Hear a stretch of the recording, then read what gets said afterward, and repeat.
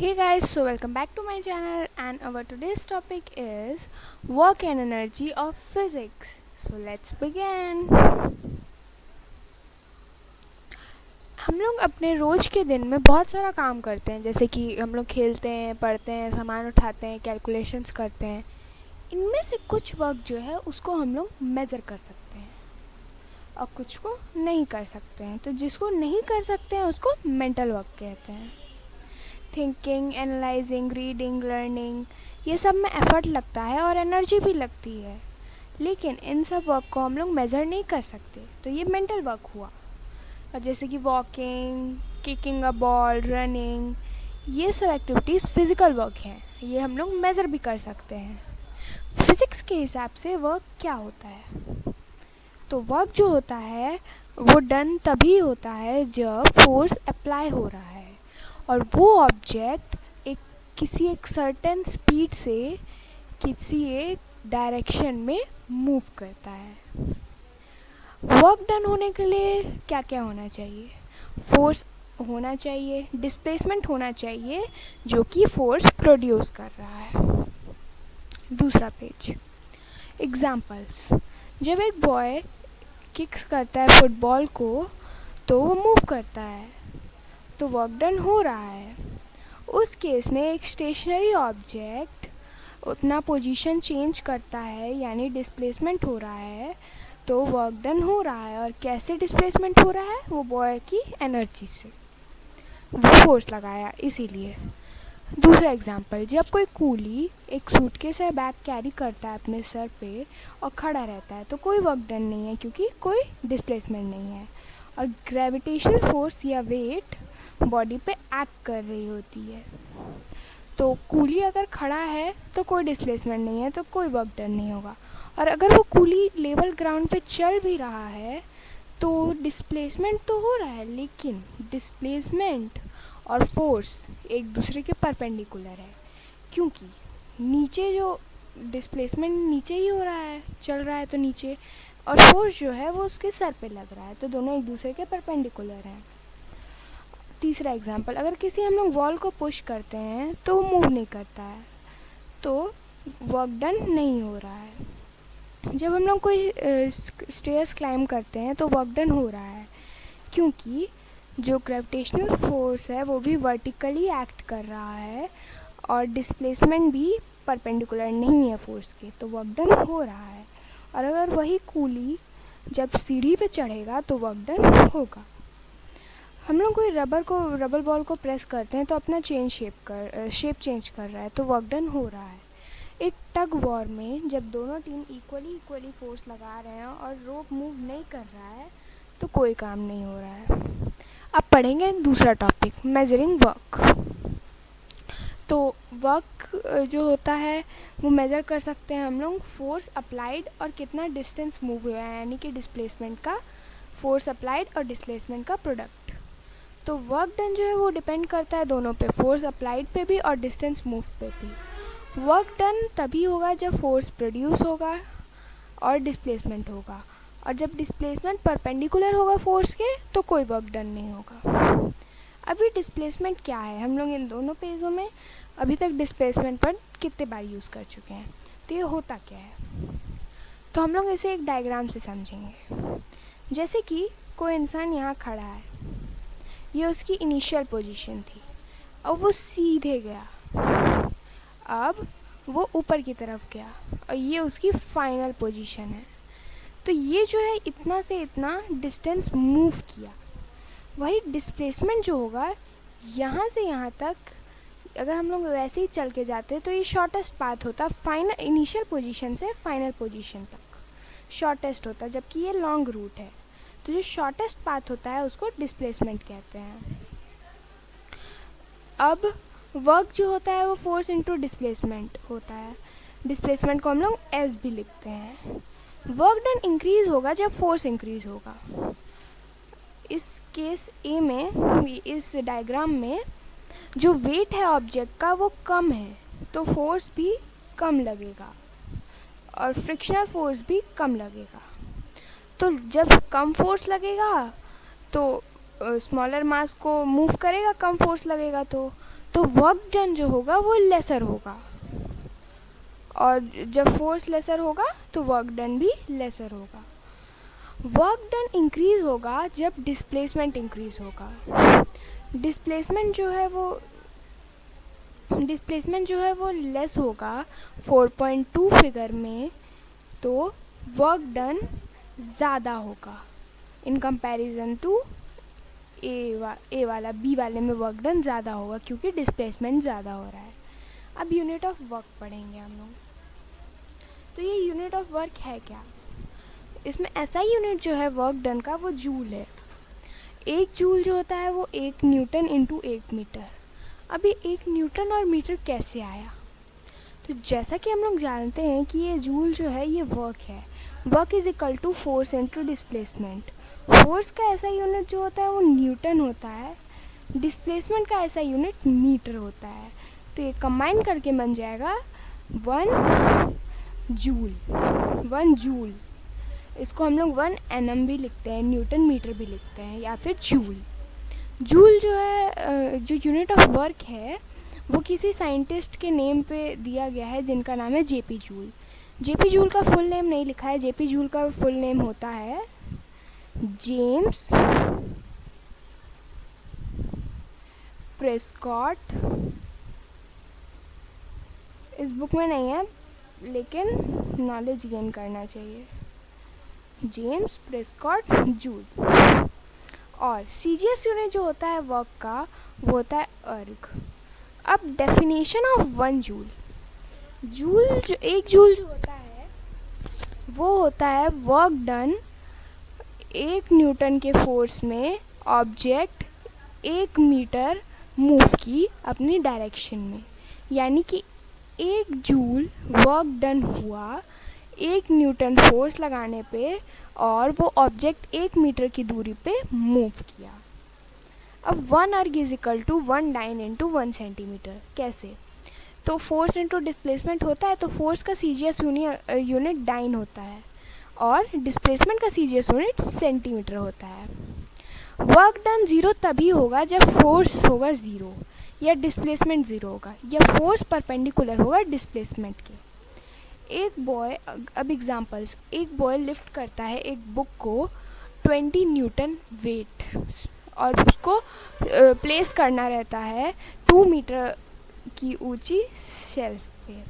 तो अब वो पूछ रहा है कितना वर्क डन उससे हुआ। तो यहाँ पे हम लोग केजी या ग्राम क्यों नहीं लिखे, यहाँ हम लोग न्यूटन क्यों लिखे? तो इसको हम लोग एक फार्मूला से समझेंगे। जैसे कि अब वेट का फॉर्मूला क्या होता है? Mass into gravity. बहुत जगह अलग अलग होता है लेकिन यहाँ पे मास इनटू ग्रेविटी है। तो मास का जो ऐसा यूनिट होता है वो केजी होता है और ग्रेविटी का ऐसा unit metre second minus square. और हम लोग यहाँ पे माइनस नहीं लगाते तब जब हम लोग यहाँ स्लैश लगाते एम और एस के बीच में, लेकिन अभी हम लोग स्लैश नहीं लगा रहे हैं तो हम लोग -2 लिखेंगे। अब फोर्स जो होता है, फोर्स का भी सेम यही चीज़ होता है। कैसे? फोर्स का होता है मास इनटू एक्सेलरेशन। तो मास का ये होता है, एक्सेलरेशन का भी यही होता है। तो इसको हम लोग फोर्स में इसको हम लोग इतना लंबा ना लिखते, न्यूटन लिखते हैं। तो वेट का भी जब यही चीज़ आ रहा है तो वेट को भी हम लोग न्यूटन लिख सकते हैं। तो वही केस यहाँ पे हुआ है। अब वर्क डन कैसे होगा? Force into displacement. तो फोर्स ये न्यूटन वाला और डिस्प्लेसमेंट ये 2 metre is equal to 40 joule. अब एनर्जी जो होता है कैपेसिटी होता है या एबिलिटी होता है वर्क को करने का। एक मैन जिसका कैपेसिटी है 15 घंटे काम करने का एक दिन में, उसको ज़्यादा स्टेमिना चाहिए उस पर्सन से जो 10 घंटा काम करता है पर डे। तो एनर्जी जो है वो वर्क से रिलेटेड होता है। समटाइम्स हम लोग कोई स्टेटमेंट यूज़ करते हैं जैसे कि I am too tired to go out या फिर I have no energy to run. ये सब जो होता है इन सब काम को करने के लिए एनर्जी चाहिए होती है। ऐसा यूनिट ऑफ एनर्जी भी जूल होता है। एनर्जी एक मैटर नहीं है क्योंकि इसमें मास भी नहीं होता और ये एनर्जी स्पेस भी नहीं ऑक्यूपाई करती है, लेकिन ये फिज़िकल क्वांटिटी है क्योंकि ये बहुत सारे वर्क करने में हम लोग को हेल्प करती है। एनर्जी बहुत सारे फॉर्म्स में एग्जिस्ट करती है, जैसे कि मैकेनिकल एनर्जी।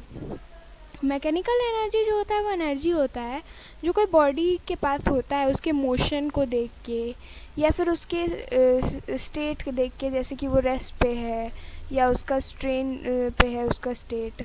तो मैकेनिकल एनर्जी भी काइनेटिक एनर्जी और पोटेंशियल एनर्जी में डिवाइडेड है। काइनेटिक एनर्जी वो एनर्जी होती है जो एक बॉडी अपनी स्पीड की वजह से उसमें होती है। जैसे कोई मूविंग बॉल है तो ये मूविंग बॉल, रनिंग वाटर, ये सब में काइनेटिक एनर्जी होता है। काइनेटिक एनर्जी का एक्सप्रेशन होता है 1 mv²। mv² मतलब m जो होता है वो मास होता है बॉडी का और v जो होता है वो स्पीड होता है। अब काइनेटिक एनर्जी जो होता है वो इंक्रीज़ करता है जब मास इंक्रीज़ करता है और वेलोसिटी इंक्रीज़ करता है। जब वेलोसिटी इंक्रीज़ करेगा तो काइनेटिक एनर्जी 4 गुना ज़्यादा इंक्रीज़ करेगा, और अगर मास इंक्रीज़ करेगा तो काइनेटिक एनर्जी 2 गुना ज़्यादा इंक्रीज़ करेगा। जब कोई एथलीट धीरे दौड़ता है और एक जंप लेता है तो बहुत कम जंप ले सकता है, लेकिन अगर वो तेज़ दौड़ता है तो वो ज़्यादा जंप ले सकता है क्योंकि उसमें ज़्यादा काइनेटिक एनर्जी होगी। इसीलिए जो लॉन्ग जंपर्स होते हैं वो जंप लेने से पहले तेज़ दौड़ते हैं ताकि उनमें इनफ काइनेटिक एनर्जी आ जाए। अब अगर कोई डॉग है और हॉर्स है, वो सेम स्पीड से मूव कर रहे हैं, तो हॉर्स जो है उसका काइनेटिक एनर्जी ज़्यादा होगा क्योंकि मास जो होता है वो हॉर्स का ज़्यादा होगा इन कंपैरिजन टू डॉग। अब पोटेंशियल एनर्जी वो एनर्जी होती है जो कोई बॉडी उसके स्टेट की वजह से पोजेस करती है। पोटेंशियल एनर्जी भी 2 टाइप में है, ग्रेविटेशनल पोटेंशियल एनर्जी और elastic potential energy. Gravitational potential energy और पोटेंशियल एनर्जी सेम है। ग्रेविटेशनल पोटेंशियल एनर्जी होती है वो कोई बॉडी अपनी पोजीशन की वजह से विथ रिस्पेक्ट टू ग्राउंड की वजह से वो एनर्जी पोजेस होती है। और इलास्टिक पोटेंशियल एनर्जी जो है वो उसके स्टेट की वजह से, कि वो रेस्ट पे है, कि वो कंप्रेस्ड है, कि इलॉन्गेशन है मतलब खिंचा हुआ है। इसका एग्जांपल है जैसे कोई बो है, स्ट्रेच रबर है, कंप्रेस्ड स्प्रिंग है। कंप्रेस्ड स्प्रिंग यानी कि ये जो है इलास्टिक पोटेंशियल एनर्जी में आएगा। अब जो कोई कंप्रेस स्प्रिंग है उसमें पोटेंशियल एनर्जी है उसके स्टेट की वजह से, तो ये इलास्टिक पोटेंशियल एनर्जी होगी। कोई स्टोन को हम लोग हाइट से गिराते हैं तो उसमें भी पोटेंशियल एनर्जी होती है, वो ग्रेविटेशनल पोटेंशियल एनर्जी होती है। या फिर अब एक्सप्रेशन पढ़ेंगे हम लोग ग्रेविटेशनल पोटेंशियल एनर्जी का या पोटेंशियल एनर्जी, दोनों सेम है। तो इसका एक्सप्रेशन होता है PE। इसका जो फार्मूला होता है वो m×g/h, mass, acceleration due to gravity और हाइट। अब ये जूल कैसे आया? मास का ऐसा यूनिट kg, ग्रेविटी का ms और हाइट -² और हाइट का होता है मीटर। तो ये जो है न्यूटन हो जाएगा, kg मीटर पर सेकेंड -², और ये जो m का m मीटर यानी, तो ये हम लोग जूल लिखते हैं, तो ऐसे जूल आ गया। अब नेक्स्ट टॉपिक है वर्क जो है वो सिर्फ हम लोग पोटेंशियल एनर्जी की वजह से ही कर सकते हैं। पोटेंशियल एनर्जी इंक्रीज़ करेगा जब मास इंक्रीज़ करेगा और हाइट इंक्रीज़ करेगा, तभी पोटेंशियल एनर्जी इंक्रीज़ करेगा। और अगर हम लोग कोई स्टोन को ग्राउंड लेवल से उठाते हैं, एक हाइट पे प्लेस कर सकते हैं, तो हम लोग कोई काम वर्क डन किए, क्योंकि उस पोटेंशियल एनर्जी जो है उस स्टोन में स्टोर हो गई। और जब वो स्टोन को हम लोग दोबारा ग्राउंड पे गिराएंगे तो वो सेम अमाउंट ऑफ वर्क करेगी जितना हमने किया, क्योंकि पोटेंशियल एनर्जी जो उस बॉडी में स्टोर हो गई थी वो गिवन हाइट पे जो हम लोग रख दिए तो उसी हाइट से वो दोबारा गिरी है, तो उतना ही उसका वर्क डन होगा। और वो जो एनर्जी स्टोर थी अब वो वर्क डन में कन्वर्ट हो जाती है। अब जो मैकेनिकल एनर्जी जो होता है वो सम होता है पोटेंशियल एनर्जी और काइनेटिक एनर्जी का। कोई बो है, उसको हम लोग स्ट्रेच करते हैं तो उसमें वर्क डन हो रहा है, और फिर जब वो इलास्टिक पोटेंशियल एनर्जी का एग्जांपल है। जब उसमें हम लोग एरो लगाते हैं तो उसको पीछे की तरफ खींचते हैं, फिर उसको छोड़ते हैं तो एरो आगे बढ़ जाती है, क्योंकि उसमें पोटेंशियल एनर्जी स्टोर्ड होता है। अब other forms of energy. Energy जो फॉर्म्स ऑफ एनर्जी है उसको हम लोग दो टाइप्स में क्लासिफाइड कर सकते हैं, स्टोर्ड एनर्जी और एनर्जी इन एक्शन। तो स्टोर्ड एनर्जी में पहले केमिकल एनर्जी आता है। ये जो होता है किसी मैटर में स्टोर होता है जो केमिकल रिएक्शन से रिलीज़ हो जाता है, जैसे कि फ्यूल्स, कोल, पेट्रोलियम जब बर्न करते हैं तो इसमें बहुत सारे केमिकल रिएक्शंस होते हैं और ये बहुत सारे पर्पस के लिए यूज़ किए जाते हैं। जैसे हीट प्रोड्यूस करने में, हीट प्रोड्यूस होगा तो स्टीम होगा, और फिर अगर हम लोग हीट प्रोड्यूस होगा तो पानी अगर रखेंगे तो वो स्टीम में कन्वर्ट हो जाएगा, और फिर स्टीम से टरबाइन चला सकते हैं, फिर टरबाइन से कोई व्हीकल या हाइड्रो इलेक्ट्रिसिटी ऐसे कुछ चला सकते हैं हम लोग। फिर हम लोग इसमें हम लोग बहुत सारी मशीन्स को चला सकते हैं, जैसे इन्वर्टर या फिर कोई सेल स्टोर एनर्जी है, उसमें भी केमिकल्स होते हैं। जब उसको चार्ज करते हैं तो इलेक्ट्रिकल एनर्जी जो होती है वो केमिकल एनर्जी में स्टोर हो जाती है, और जब उसे डिस्चार्ज करते हैं तो केमिकल एनर्जी इलेक्ट्रिकल एनर्जी में कन्वर्ट हो जाती है, और फिर वो केमिकल एनर्जी हम लोग को इलेक्ट्रिकल एनर्जी के फॉर्म में मिलती है। मैग्नेटिक एनर्जी, किसी मैग्नेट में जो एनर्जी स्टोर्ड होती है वो मैग्नेटिक एनर्जी होती है। मैग्नेट जो होते हैं वो अट्रैक्ट कर सकते हैं दूसरे मैग्नेट को, रिपेल कर सकते हैं। अब मैग्नेटिक एनर्जी जो होता है वो बहुत सारे पर्पस के लिए यूज़ किया जाता है, जैसे मैग्नेटिक मटेरियल को नॉन मैग्नेटिक मटेरियल से सेपरेट करने को, जैसे कि आयरन को एल्युमिनियम कॉपर से सेपरेट करने को।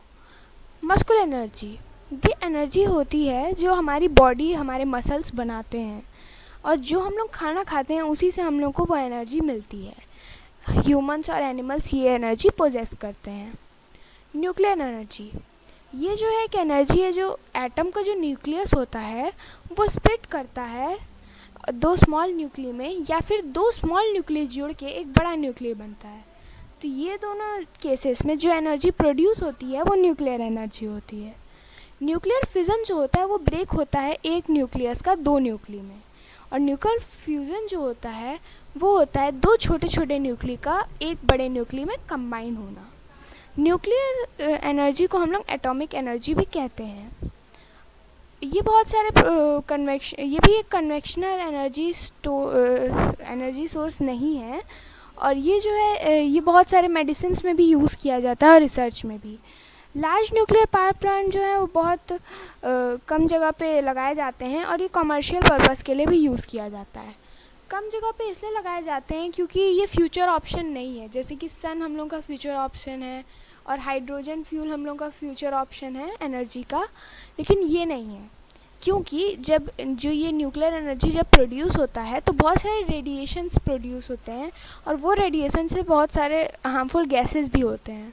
हार्मफुल गैसेस से पॉल्यूशंस भी होते हैं, इसलिए बहुत कम जगह पे लगाया जाता है, और ये फ्यूचर एनर्जी सोर्स भी नहीं है।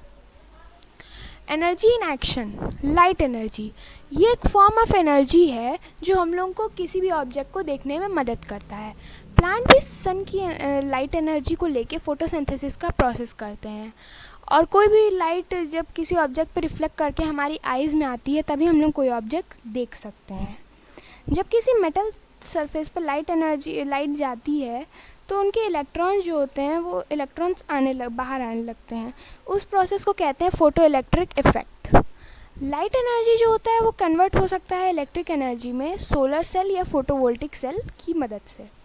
हीट एनर्जी जो, अब दूसरा हीट एनर्जी, ये जो होता है ये डिफरेंट मीन्स के लिए यूज़ किया जाता है, जैसे फ्यूल बर्न करते हैं तो हीट एनर्जी प्रोड्यूस होता है, करंट पास करते हैं इलेक्ट्रिक सर्किट में तो हीट एनर्जी जो होता है वो यूज़ होता है फूड को कुक करने के लिए, पानी गर्म करने के लिए, हम लोग को विंटर में वार्म रखने के लिए, और बहुत सारे पर्पस के लिए। ये सब कमर्शियल पर्पस के लिए भी यूज़ किया जाता है।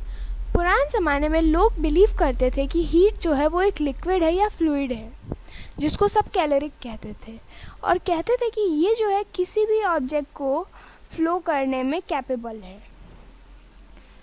अब जेम्स प्रेस्कॉट जूल, जैसे कि वहाँ जेपी जूल का फुल नाम यहाँ लिखा है, शोड दैट वर्क जो डन होता है वो हीट से होता है, और वो ये भी शो किए थे कि पैडल्स को जब हम लोग पैडल्स को मूव करते हैं वो पानी को गर्म किए थे, और जो टेम्परेचर था पानी का वो पैडल्स घुमाने से इंक्रीज़ हो गया था। और उन्हीं का जो प्रिंसिपल था उसको यूज़ करके सर जेम्स वॉट ने स्टीम इंजन इन्वेंट की थी।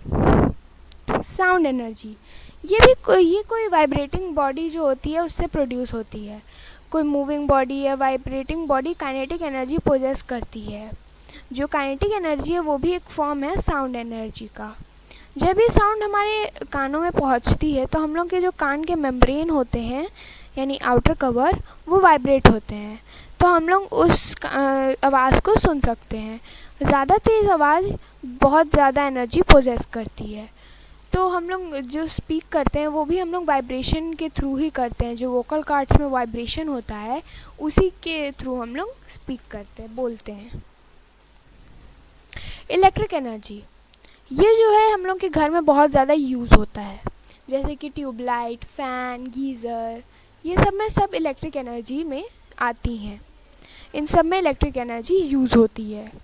कोई मूविंग चार्ज है, कोई भी बॉडी के में मूविंग चार्ज है, वो इलेक्ट्रिक एनर्जी होती है। इलेक्ट्रिक एनर्जी जो होता है वो लार्ज ड्रम्स में भी यूज़ किए जाते हैं कमर्शियल पर्पस के लिए। जो सोलर एनर्जी जो है, जो एनर्जी सन से आती है, सोलर एनर्जी जो है अल्टीमेट सोर्स ऑफ एनर्जी है पूरे अर्थ पे। ये जो है बहुत ये दोनों एनर्जी पोजेस करता है, लाइट एनर्जी और हीट एनर्जी। हीट एनर्जी जो है वो सन से आती है। वो वाटर जो होता है सरफेस पे उसको इवेपोरेट करके वाटर साइकिल में हेल्प करती है, जिससे बारिश होती है। और जो अनइवन हीटिंग होता है एयर का, जो अनइवन हीटिंग होता है एटमॉस्फेयर में, वो लाइट वो उसकी वजह से ही बारिश होती है फिर बाद में। अब लाइट एनर्जी कैसे पोजेस करता है? जो इसमें से लाइट एनर्जी आती है उसी की वजह से हम लोग जो बहुत सारे ऑब्जेक्ट्स होते हैं उनको देख सकते हैं। पोटेंशियल एनर्जी जो है वो स्टोर्ड एनर्जी का फॉर्म है, और काइनेटिक एनर्जी जो है वो एनर्जी इन एक्शंस का फॉर्म है। अब यहाँ फिजिक्स टूल्स, एक लड़का है, जब मतलब राजू को जब कोई लिफ्ट करता है, ईशान, तो वो उसे लिफ्ट करता है, तो वो एनर्जी कहाँ से आती है? तो उसकी मस्कुलर एनर्जी।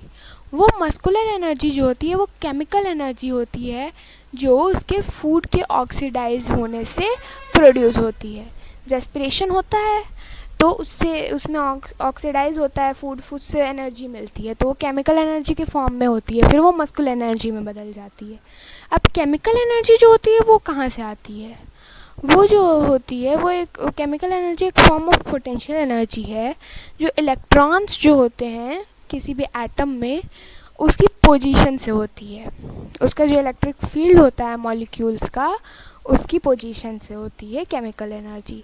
केमिकल एनर्जी वहाँ से आती है जहाँ जो हम लोग प्लांट में से जो फूड आता है उसमें से, जो वेजिटेरियन होते हैं वो खाते हैं। प्लांट जो होता है वो कन्वर्ट करता है जो रेडिएट एनर्जी होती है सनलाइट से, उसको केमिकल एनर्जी में। अब सनलाइट की जो एनर्जी है वो न्यूक्लियर एनर्जी से आती है। जब सन का जो एक हाइड्रोजन और हीलियम न्यूक्ली से मिलके बना है, तो जो एनर्जी रिलीज़ होती है, जब रिलीज़ हुई थी यूनिवर्स के क्रिएशन के टाइम में, तो उसी से सन में एनर्जी आई, और इसी को बिग बैंग थ्योरी भी कहा गया है। ये आगे जाके हम लोग पढ़ेंगे डिटेल में। अब transformation of energy, law of conservation of energy states, energy can neither be created nor be destroyed. मतलब एनर्जी को हम लोग बना भी नहीं सकते हैं, उसको हम लोग ख़त्म भी नहीं कर सकते हैं, बस उसको हम लोग एक स्टेट से दूसरे स्टेट में चेंज कर सकते हैं। जैसे कि कोई स्विंगिंग पेंडुलम है, उसमें मैकेनिकल एनर्जी जो होती है वो होती है उसमें, और जब पेंडुलम मूव करता है अपने एक्सट्रीम पोजीशन से मीन पोजीशन में, तो उसकी जो पोटेंशियल एनर्जी होती है वो कम हो जाती है और काइनेटिक एनर्जी इंक्रीज़ हो जाती है। अब एनर्जी जो होती है मोटर के कार में वो कहाँ से आती है? फॉसिल फ्यूल जो होते हैं, जो हमारे अर्थ में प्लांट और एनिमल, जो डेड प्लांट एनिमल्स होते हैं वो हमारे अर्थ में बरीड होते हैं, तो जब बहुत लाखों करोड़ों साल के बाद वो फॉसिल फ्यूल बन जाते हैं। और फॉसिल फ्यूल जो है जैसे कि कोल, पेट्रोलियम, उसी से बनते हैं, तो उसमें केमिकल एनर्जी स्टोर्ड होता है। जब उसको हम लोग बर्न करते हैं तो कंबशन होता है। कंबशन किससे होता है? ऑक्सीजन से। तो वो कार में केमिकल एनर्जी जो उसमें स्टोर्ड होती है वो हीट एनर्जी में चेंज हो जाती है, और हीट एनर्जी जो होती है वो दोबारा मैकेनिकल एनर्जी में चेंज हो जाती है, जो कार को मूव करने में हेल्प करती है। इलेक्ट्रिक बल्ब जो होता है वो इलेक्ट्रिक एनर्जी को लाइट एनर्जी में और हीट एनर्जी में चेंज करता है।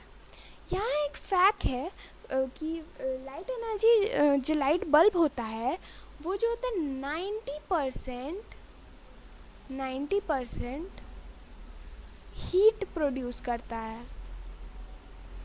अब बाकी 10% लाइट प्रोड्यूस करता है। तो मतलब ये मैक्सिमम हीट प्रोड्यूस करता है इलेक्ट्रिक बल्ब।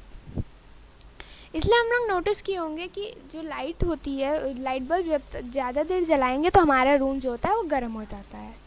अब कोई बैटरी और सेल है, उसमें जो केमिकल एनर्जी होती है वो इलेक्ट्रिक एनर्जी में चेंज हो जाती है। इलेक्ट्रिक हीटर है, उसमें इलेक्ट्रिक एनर्जी, हीट एनर्जी और लाइट एनर्जी में चेंज होती है। फोटोसिंथेसिस के time light energy chemical energy में चेंज होती है।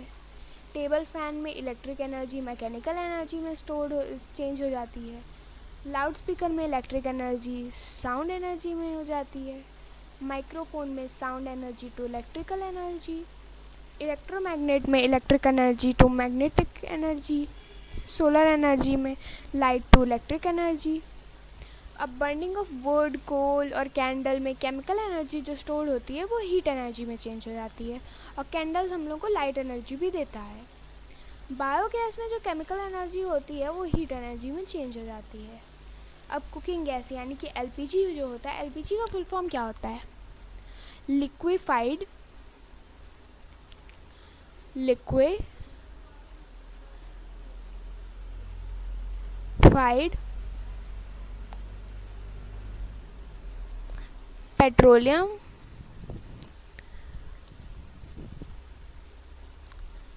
Petroleum gas. Liquefied petroleum gas, यहाँ पे ई होगा, आई के बाद ई होगा। लिक्विफाइड पेट्रोलियम गैस जो केमिकल एनर्जी को हीट एनर्जी में चेंज करती है। अब कोई वाटर स्टोर्ड है, वो किसी हाइट से हम लोग गिराते हैं तो डैम वो पोटेंशियल एनर्जी उसमें स्टोर्ड होती है वो पोजेस करती है, और जब वो उसको हम लोग नीचे गिराते हैं तो पोटेंशियल एनर्जी काइनेटिक एनर्जी में कन्वर्ट हो जाती है। जब वो वाटर टरबाइन को छूता है तो उसके ब्लेड्स जो होते हैं वो मूव करने शुरू हो जाते हैं और वो इलेक्ट्रिसिटी प्रोड्यूस करते हैं। तो इलेक्ट्रिक एनर्जी जो होती है वो हमारे हाउस में यूज़ हो जाती है हीटिंग, लाइटिंग और अदर एप्लीकेशंस के लिए। अब सोर्सेज ऑफ एनर्जी, एनर्जी जो होता है हम लोग को बहुत सारे सोर्सेज से ऑब्टेन्ड होता है, कुछ इनडायरेक्टली और डायरेक्टली सन हीट और लाइट, सन्स की जो हीट है और लाइट पे डिपेंड है। Conventional source of energy, plant है जो बहुत इंपॉर्टेंट सोर्स है एनर्जी के ह्यूमन बीइंग और एनिमल्स के लिए। प्लांट में जो एनर्जी स्टोर होती है वो केमिकल एनर्जी के फॉर्म में होती है। वुड और चारकोल जो है वो भी जो है सोर्स ऑफ एनर्जी है। केमिकल एनर्जी जो स्टोर्ड होती है उनमें वो हीट एनर्जी और लाइट एनर्जी में कन्वर्ट हो जाती है जब हम लोग वुड और चारकोल को जलाते हैं। कोल और पेट्रोलियम जो है वो भी सोर्स ऑफ एनर्जी हैं। जो सोलर एनर्जी जो होती है वो स्टोर्ड होती है केमिकल एनर्जी के फॉर्म में उनमें। अब ये जो सोर्सेज हैं कोल, पेट्रोलियम, वुड, चारकोल, ये सब जो हैं बहुत ज़्यादा यूज़ हो रहे हैं, तो इन सब को हम लोग वाइजली बहुत कम थोड़ा थोड़ा यूज़ करना चाहिए, क्योंकि ये तो हम लोग को इसको बहुत वाइजली यूज़ करना चाहिए, क्योंकि ये जो है अनकन्वेंशनल सोर्स ऑफ एनर्जी हैं, और हम लोग को अनकन्वेंशनल सोर्स ऑफ एनर्जी जो है उसको ज़्यादा यूज़ करना चाहिए in comparison to conventional source of energy. तो सोलर एनर्जी वो एनर्जी है जो हम लोग को सन से मिलती है, और जिस सन से हम लोग को डायरेक्टली हीट और लाइट मिलती है, और जो एनर्जी सन से मिलती है उसमें से एक हीट होती है, एक लाइट होती है। हम लोग को इसको इनडायरेक्टली हम लोग इसको इलेक्ट्रिसिटी में चेंज कर सकते हैं सोलर सेल यूज़ करके। सनलाइट में हीट एनर्जी होती है, जैसे कि उससे हम लोग solar water heater, solar cooker बना सकते हैं। जो ब्लोइंग विंड होता है उसमें भी वाटर साइकिल, जब पानी एवेपोरेट होता है तभी तो बारिश होती है, उसमें भी हेल्प करता है। प्लांट के फोटोसिंथेसिस में भी हेल्प करता है, और बहुत सारे सोशल फर्नेसेस है इससे। तो solar energy ultimate source of energy है, और ये फ्यूचर सोर्स ऑफ एनर्जी भी है।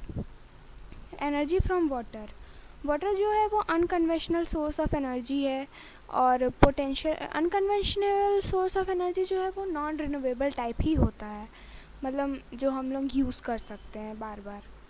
लेकिन जो कन्वेंशनल सोर्स ऑफ एनर्जी है वो हम लोग एक ही बार यूज़ कर सकते हैं। तो एनर्जी फ्रॉम वाटर कैसे होता है, तो ये भी एक अनकन्वेंशनल सोर्स ऑफ एनर्जी है। ये पोटेंशियल एनर्जी वाटर में स्टोर्ड होता है।